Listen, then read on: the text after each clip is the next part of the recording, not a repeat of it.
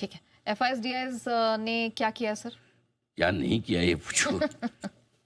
सब कुछ किया है जो करना चाहते हैं। देखिए, बिकवाली हुई है, अच्छी खासी हुई है। कल जो पोजीशन फिर से घटी है वो भी चिंता की बात है। एफआईएस की इंडेक्स फ्यूचर्स लॉन्ग पोजीशन अब 0.9% पर आ गई है। Okay. Number one. Number two, लगातार चौथे दिन कैश में बिकवाली की है। पिछले 2 दिनों से 3000 करोड़ की प्लस की बिकवाली हो रही है, तो बिकवाली का थोड़ा सा एक्सीलेटर बढ़ा दिया है। कैश, स्टॉक और इंडेक्स फ्यूचर्स मिलाकर देखेंगे तो दिल दहल जाएगा आपका। लगभग 12,000 करोड़ की बिकवाली हुई है। ये बड़ी बिकवाली, क्योंकि 3300 करोड़ की बिकवाली कैश में।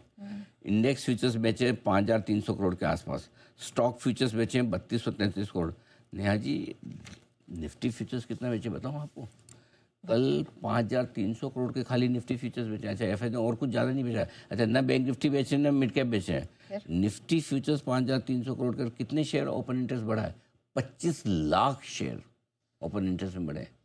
मतलब कल भारी भरकम शॉर्ट हुआ। मतलब कल जितनी शॉर्ट तो मुझे याद ही नहीं आते कि एक दिन में पिछली बार कब बनाई थी। 25 लाख शेयर का ओपन इंटरेस्ट बढ़कर आता है और 5300 करोड़ के निफ्टी फ्यूचर्स में बिकवाली।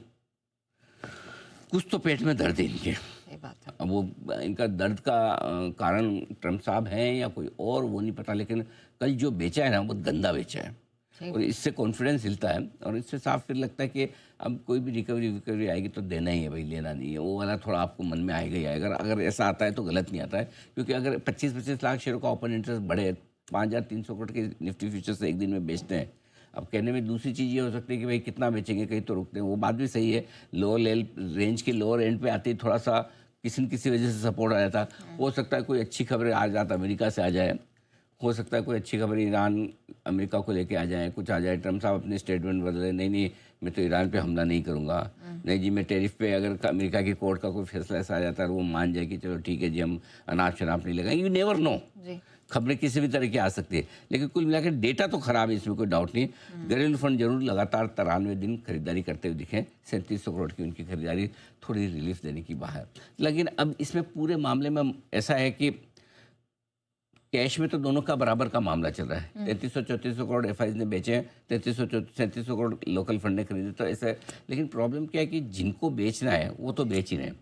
सो बिकवाली का तो प्रेशर है ही, लेकिन जो खरीदने वाले हैं, एक तो उन्होंने हाथ रोक लिया। दूसरा, ऐसे में क्या होता है इस तरह के माहौल में रिटेल सब ये देखता है अच्छा मेरा कौन सा स्टॉक है जो प्रॉफिट के आसपास है या कॉस्ट के आसपास है, प्रॉफिट में वो बेचूं। वो कल हम बात ये भी कर रहे थे, ये ऐसा मार्केट है जहाँ पे आपको अपनी पोजीशन कम करनी चाहिए। ऐसे में इस तरह के बाजार में पैसा कमाने से ज़्यादा आपका फोकस पैसा बचाने पर होना चाहिए।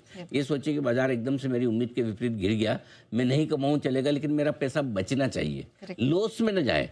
और जितना हल्का रहेंगे आपकी पोजीशन, उतना आप नया अच्छा ट्रेड करने के लिए तैयार रहेंगे। लेकिन आप फंसी हुई पोजीशन में कमाना बहुत मुश्किल काम हो जाता है, और इसलिए ये मार्केट ऐसा है जहाँ पर आप हल्के रहेंगे तो बेहतर रहेगा। ये एफआईएस के डेटा बना रहे हैं। ठीक है, अब सर ग्लोबल डेटा भी जान लेते हैं कि वहाँ पर इंटरनेशनल मार्केट में, इक्विटी में, कमोडिटी में या करेंसी में क्या कुछ हुआ है? कुछ नहीं, सब बेकार है। डाउ में रिकवरी आई है थोड़ी सी कल की गिरावट के बाद, लेकिन नैस्डैक 3 दिनों की तेजी पर ब्रेक लगाकर बंद हुआ है।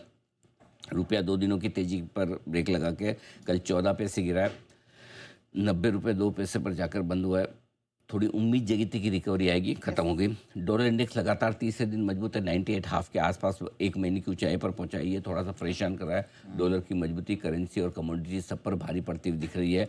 सोना कल लाइफ हाई से नीचे ही रहा है, करीबन 2700 रुपये नीचे, 1,40,465 के लाइफ हाई जो 26 दिसंबर का था।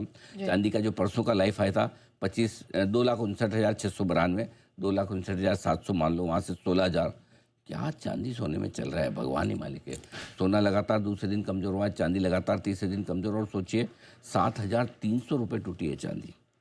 मतलब एक दिन में 7-8 हज़ार, मतलब 5 से 10 हज़ार का मूव तो मामूली सा हो गया है। इंटरडे में 12-12 हज़ार रुपये, ये क्या है? ये कोई मतलब पता नहीं। अब बहुत सारे लोग तो ये अब ये बोलने लगे कि एक वो कहावत है कि अपनी घर की चांदी कभी न बेचे, don't sell your family silver. अभी लोग बोल रहे कि टाइम आ गया फैमिली सिल्वर पे। जिस तरह की वोलेटिलिटी और जिस तरह के अनाप शनाप भाव हो गए, देखो क्या होता है। कच्चा तेल एक महीने की ऊंचाई पर है, 4.5% चढ़कर $63 पर पहुंचा है। 23 अक्टूबर के बाद एक दिन की सबसे बड़ी तेजी है। कॉपर एक हफ्ते के निचले स्तरों पर है, तो 2 दिन में जिंक में 4% और निकल में 8% की कमजोरी कमोडिटीज कमज़ोर होती जा रही है। ओके, ये तो हाल रहा ग्लोबल डेटा का। आइए अब बढ़ते हैं आगे और